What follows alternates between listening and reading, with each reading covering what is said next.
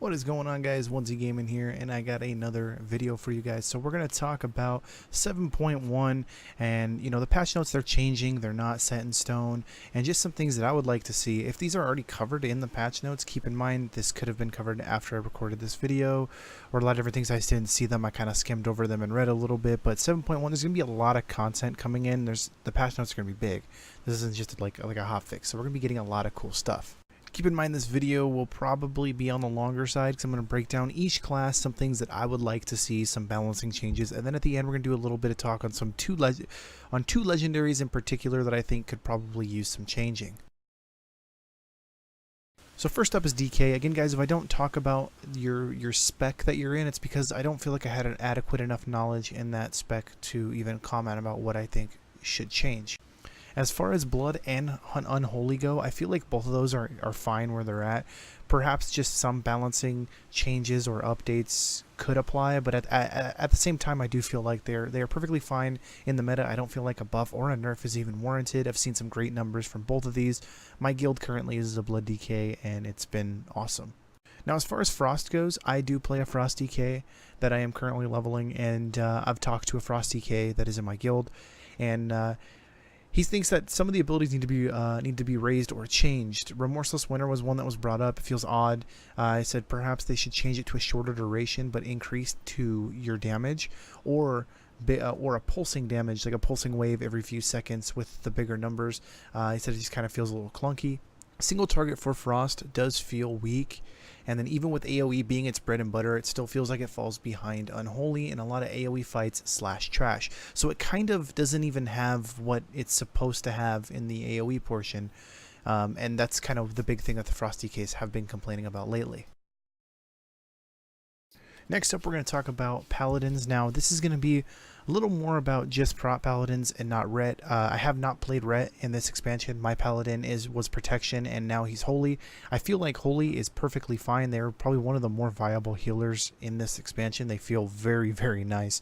Very strong burst healing. They feel a lot like they did back in BC when they were just the all-star healers. Protection, I feel like, is a little on the squishy side. Lately, I've been having issues with Protection Paladins, even feeling more squishy than monks, who at this time kind of felt like they were the squishiest, and they've kind of passed. I don't know if it's the lack of active mitigation or if the Paladins are just blowing what mitigation they have early, but I feel like there's something missing with prop Paladins. I don't know exactly how they can fix that or what it is, but it just feels like they go down really quick. They have really nice cooldowns. They remind me of warriors in that sense, but I don't really know what it is. Maybe it's just the prop Paladins that I'm running into, but that's just what I am noticing. So to touch on that, maybe making their mitigation do a little bit more mitigating, and maybe even making it so they can't just blow it all. Because I think what a lot of people do is they spam their Shield of Righteousness, and it just kind of goes away, and it's done. Alright, so now we're going to talk about Priest. This is information that I got from a Priest in our guild, as my Priest is still only level 100. I have not started leveling my Priest yet. That will probably be after I get my Shaman done. So he said that he thinks Holy is absolutely fine. That is what he mains, but he feels like Disc could probably use a little more AoE damage and healing. I'm not entirely sure how the Disc Priest system works yet. I haven't even tried it yet. I read about it and looked at it, and it looked fun. It just looked very different, and I haven't personally given it a shot yet. So I'm kind of relying on him for that information. Another thing we would like to see is for the Shadow Priest, and that's talent diversity. That could also apply for Disc Priest as well for talent diversity, but I'm going to talk about the specific talent here for Shadow, which is Surrender. So right now, Surrender to Madness is the only viable talent you can really take at 100, and I feel like a way they can change that is by buffing Mind Spike, increasing its damage in both AoE and single target. This may take away some of the viability of Surrender to Madness. Surrender might still be the top option to take here, but it will give you something that you can take in, say, Mythic Pluses where Surrender to Madness isn't that great. I understand that they took the 5-second debuff away when you die, but you still have to res that person, and it still is a loss of time regardless of how you cut it. So now we're going to talk about Demon Hunter. This is one that I have the most experience with next to Hunter and Warrior in this expansion, and I feel like there can be some changes that we get in 7.1 or in future hotfixes that can really help this class out. It's going to be a hot topic for this video too. Another thing is going to be talent diversity for demon hunters. Now I feel like what they can do here is they can change Fellblade to do chaos damage, as well as giving it a slight increase to damage, possibly 5 to 10% buff to give it even more viability. Now this is going to do multiple things. It's going to allow demon hunters that have really been specking heavy into mastery and stuff like that, it's going to give them something to actually dump their mastery in that isn't like Chaos Blades and I-Beam. But it's going to also give you a single target option while taking away one of the AoE options, because you would have to give up Bloodlet. Now Bloodlet I know is a big single target option as well, but it is also very good in AoE, so this is going to enable you to kind of be like, okay, I want to be a little stronger in single target, so you can take Fellblade, and it's gonna kind of fix a little issues that they had with the AoE. I can see a possible Chaos Strike buff, small one, probably 5% damage, no more than that I would say. And then they could definitely trim the fat on some of the abilities that are seeing zero or very fringe play. The abilities I'm talking about are Blind Fury, First Blood, Netherwalk, stuff like that. Maybe even just getting rid of them completely and reworking them, just changing them in a way, because those are seeing, like I said, very little to no, to no play at all. So those can definitely be changed, I think.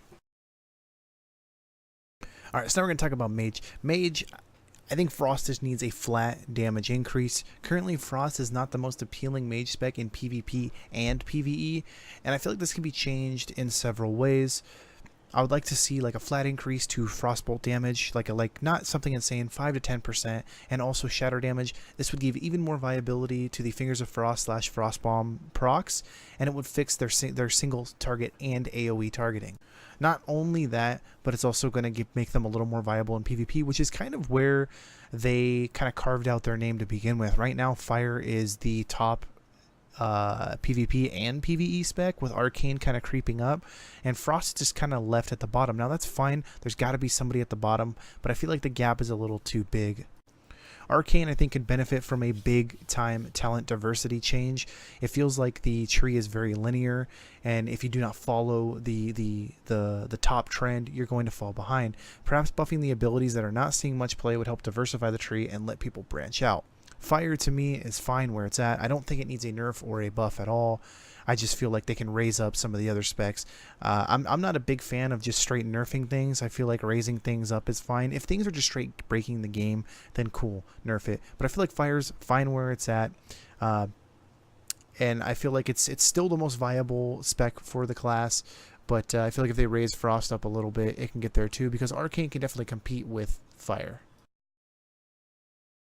So Druids, I really only have one spec to really talk about, because it's the one spec that I've really only played Druid on since Burning Crusade, and that is Restoration. I could talk a little bit about Feral, which I will get into, but Restoration is going to be the bulk of this Druid portion. So Restoration to me is something that we can draw an example from. It feels so diverse. There are so many different trees you can go into on the talent side of things, and you can do so many different things. There's so many options and customization. They're like viable options. This is the prime example of what we need to be doing when we're balancing the other classes and diversifying their talent trees. Now, the only real thing I can talk about with 7.1 and Druids is people are freaking out about a haste bug that is apparently being fixed, and people are saying that they are nerfing haste for Druids so that the hots are going to proc less. I am not sure if this has been confirmed, but it sounds like a lot of people are jumping to the mastery and crit over haste train. I'm not sure how viable this is or how true this is, but that just seems to be what I'm seeing people complain about and talk about the most. Now, the one other thing I wanted to talk about with Druids is Feral Druids, and they're getting PvP nerfs in 7.1. I feel like those can be a little bit heavy-handed. I would like to see some of those nerfs not completely reverted, but perhaps the percentage is being brought down, because it definitely feels like they are just going to be worst rogues. It felt like that's how they were. I want to say it was back in Wrath of the Lich King. I could be completely wrong about that. There was a time when they just felt like bad rogues, and you just didn't bring them. It might have even been WoD. It probably was WoD. I don't remember exactly. Another thing that I'd really like to see in 7.1 with Feral Druids is I would love to see an increase to swipe damage. I understand they're not supposed to be AoE all-stars, but perhaps giving them just a little buff to swipe damage, or making their swipe damage go up a certain percentage depending on how many enemies are in the area, kind of like the Blade Dance artifact tree with Demon Hunters. That'd be kind of cool if they had something like that as like a passive or something. I think that would definitely make them viable in AoE and not too powerful, because honestly they do need help. They are very bad in AoE. Alright, so now we're going to talk about hunters. So hunters, some of these are going to just be changes that I think should be like bug changes or fixes to them, and less like balancing stuff, and there's going to be some of the balancing in it as well. For marksman hunters, there needs to be something changed with sidewinders / barrage. The extra pulling is kind of insane. Now I know there's gonna be some people that say, oh, it's all about positioning, you just gotta position. I understand that, but we've had hunters just straight pull through walls. There's something going on with barrage and sidewinders where we're not even line of sighting things. We're pulling things from a completely different room. They're not even anywhere near us, and they just come around the corner and aggro straight to the hunter. So there's definitely something going on with barrage and sidewinders that I think needs to be addressed or fixed. I'm not even sure if they've talked about it or not, but there's definitely something wrong there.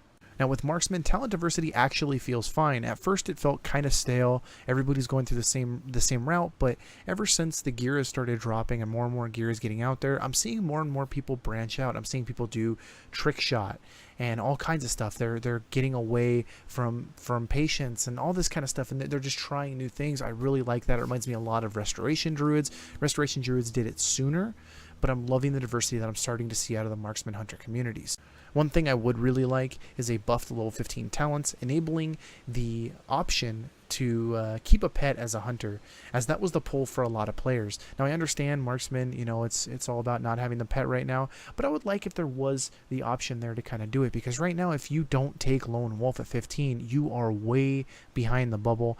And like I said, I feel like a lot of people, they got drawn in to hunter because they wanted to have a pet. They really liked the way marksman played, and you can't have both. So it's kind of a bummer. Well, I mean, you could, but you're kind of really crippling yourself, and it's really rough for you.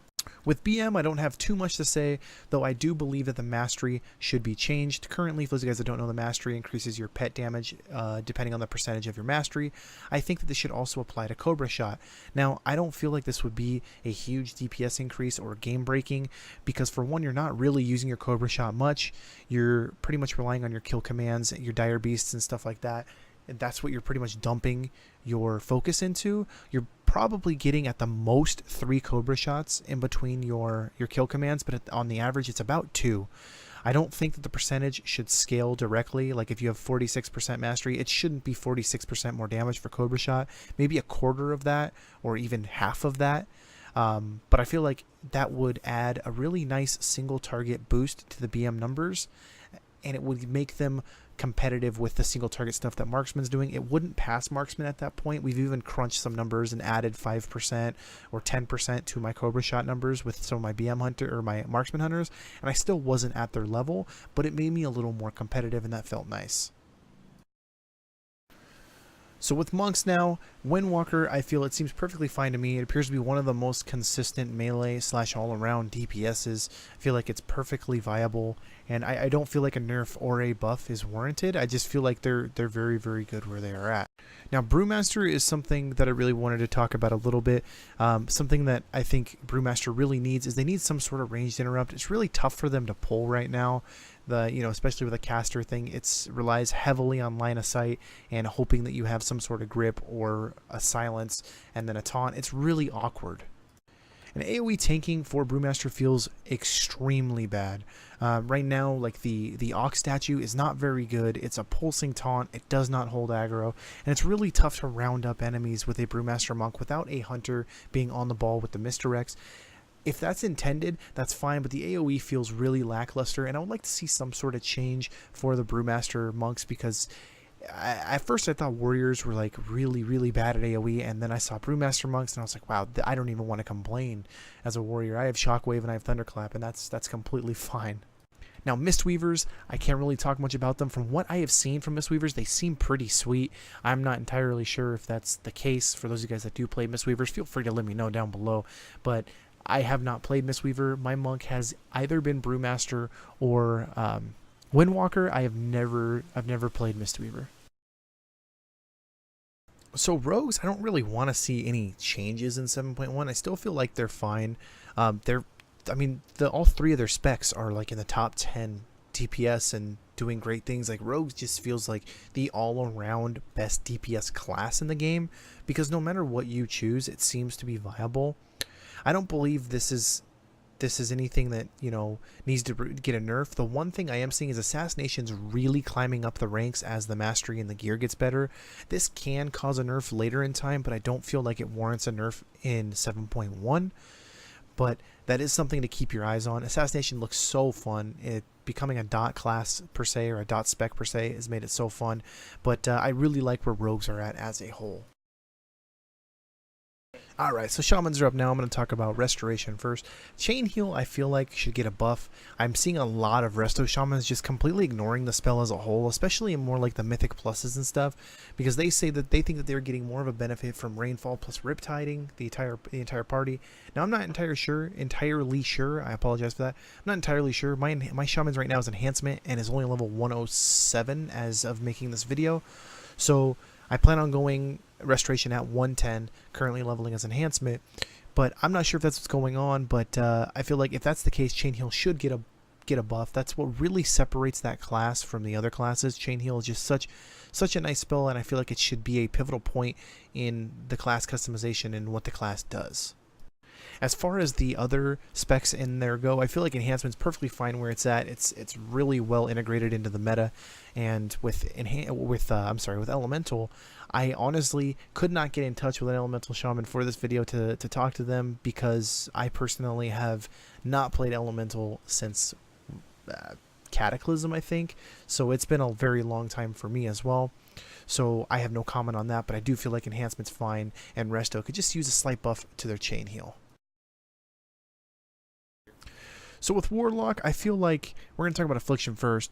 I feel like they have an all or nothing build. You are either all in single target or all in AoE. I'm not sure how this can change or what kind of things they can do. Perhaps they can change one of the abilities that that is in both of those builds to do a little more damage. But I feel like this can hinder you in some fights, such as Il'gynoth, Xavius, Cenarius, stuff like that, where you kind of have to look at your group composition and be like, okay, are we lacking in AoE? Are we lacking in single target? And you have to make the judgment call from there.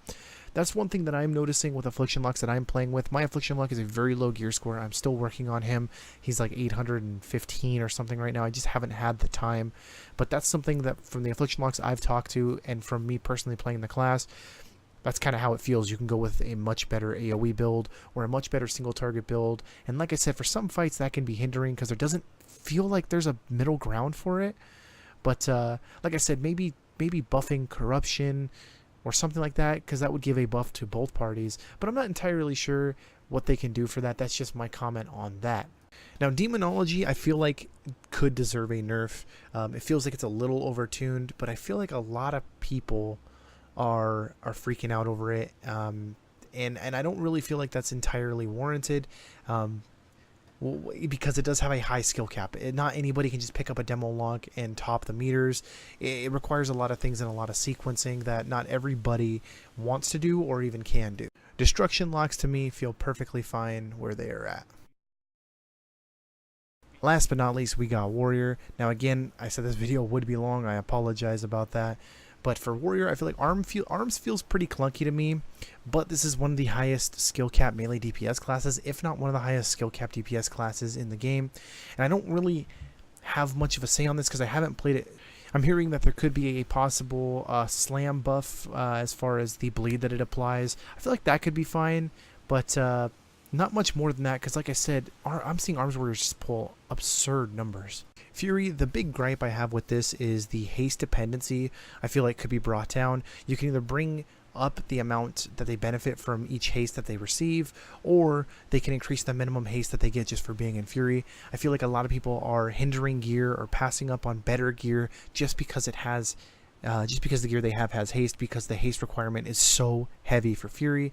Perhaps fixing that could definitely help people open up the Fury spec to a lot of other guys. As far as Protection Warriors go, I still feel like they are the strongest and most viable tanks, both both on the high skill cap and the low skill cap. The amount of cooldowns and active mitigations they have are just awesome, and I'm really liking the newer versatility / mastery build that's popping up. People are stacking mastery and versatility, and they're like literally taking no damage, so it's pretty sweet. So as far as prot warriors go, perhaps even a little bit of a, I don't know, I feel like the rage nerf was tough. Focused rage feels really bad now because I feel like you're going to be using your spare rage in ignore pain and shield blocking. You don't really have the spare rage just to dump into focused rage all the time. So the last thing I'm going to talk about is itemization in the game and legendaries. So for legendaries, I feel like there are 2 legendaries in particular that I feel need to change in 7.1, or I would like to see changed in 7.1.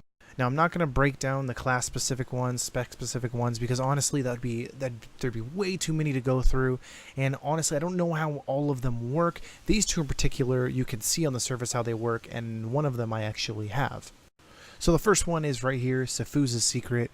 As you can see, it's successfully applying a lost control effect to an enemy, grants you 70% increased movement speed and 15% haste for 10 seconds.